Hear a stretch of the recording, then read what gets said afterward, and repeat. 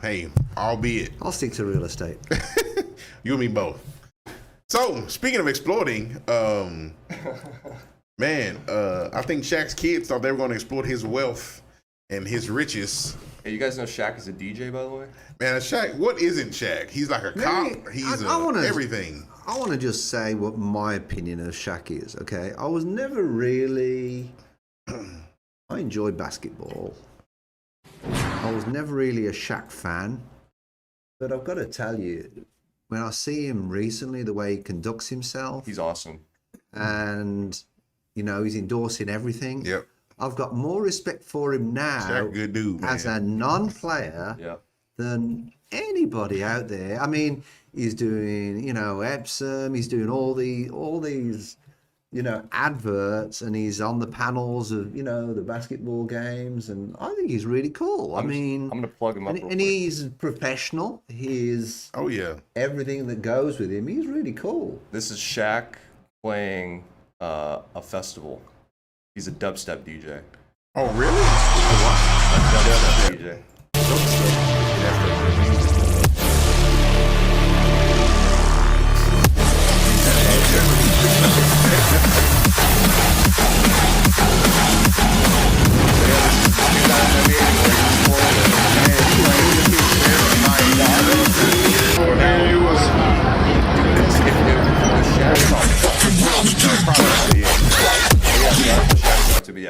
I just had to show That's you guys just amazing. So, man, Shaq, I've been keeping up with Shaq since he was in high school in San Antonio. And by the way, I just want to clear something up. Yeah. I'm not saying he was a bad basketball player. Oh, I don't know the first thing. I didn't take it that way. But I've just generated more respect for this man because the way he's conducted himself from a business point. Absolutely. I don't see him in any bad news. I don't see him, you know. I love Shaq. I think he's incredible. Like he's just incredible. To me, he's a great role model. And I'll to add to your point, in personal and in business, because he's a family man. He's got his kids or whatever. But I forgot what the number was, but there was some number that said each day he has this amount of money like deposited into his bank account, and it was like some hundreds of thousands of dollars from the business dealings that he has, from the Papa John's to the Bengay's to all the different things that he has, like $200,000 or $300,000 each day to go. So he could probably make a life-changing error like that one of us would have made, and it would be okay tomorrow. It's like, I'll make it up tomorrow. Another important thing about Shaq too is, are you familiar with his shoes and his? Yeah. So the reason he started making apparel was because all other like Jordan, Nike, Adidas were all too expensive. Exactly. So he started doing that for kids to get more affordable clothing. Right. So at that point, dude, you do whatever because that's just wholehearted. I mean, the dude's worth close to $500 million. So unbelievable. My kids are older now. So anywho, this article came up about Shaq and his kids, basically saying, you know, he had let them know, look, we ain't rich, I'm rich. And the funny thing is, I'm by no means rich at all. I make a decent living with my family, but I had to tell my kids this. I said, bro, you don't got money, I got money. You know, you have to let them know. And we say that because you don't want your kids to get so comfortable. Yeah. Right now, my kid come to me and ask me for something right now, I'm going to give it to him. That's just kind of, if I can do it, I'm going to help them with doing it. But you don't want them to be in such a safety net to where they just don't want to do anything at all. I have one family member, I'm not going to name any names because they might watch this podcast, but they have been so coddled and protected that all they do is dream. That they come and they have different things that they want to do that they come to me with, and I'm like, okay, how are you going to do that? And it's never a plan. It's never A, B, C, D. It's just an end goal. And I think that happens to people when you're given something all the time.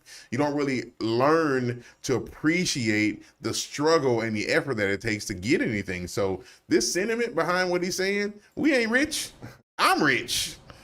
I get it. I get it, and I don't disagree with him. Let's see what he's got to say here.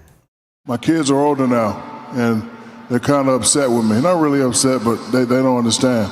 Because I tell them all the time. We ain't rich. I'm rich. Yeah, we don't. No, you got to have bachelors or masters, and then if you want me to invest in one of your companies, you're gonna have to present it. Boom, boom, boom. Bring it to me. I'll let you know. I'm not giving you nothing. My kids. Exactly. And that's going to do nothing but help them in the future. Nothing but help them in the future. I'm with it. I'm with it.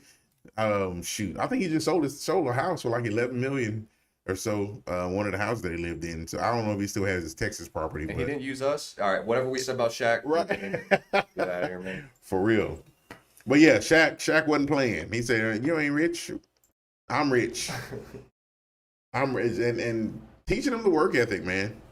And his kids, if they're smart, they'll continue to stay and they'll work with him to help grow whatever business that they have.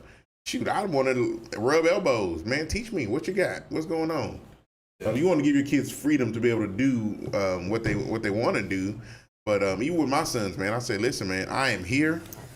You don't have to make the mistakes I made because I'm here. I take that. I really truly honor that connection that we have in that way. So I feel you, Shaq. Yeah. I feel you on that, man. I feel you. Where's he living now? I don't know where his homestead is. Probably he used to have one here, because we don't have income tax. So a lot of fools. He was a Laker, right? Laker, Yeah. So he probably lives in Los Angeles. Close up at the stadium. He never was for the Houston Rockets, was he? No. He was Orlando. Then he played for Boston, and he played for LA. Think if he was anywhere else. Boston, LA. Oh, the Heat. He played for Miami the Heat. Heat. Yeah.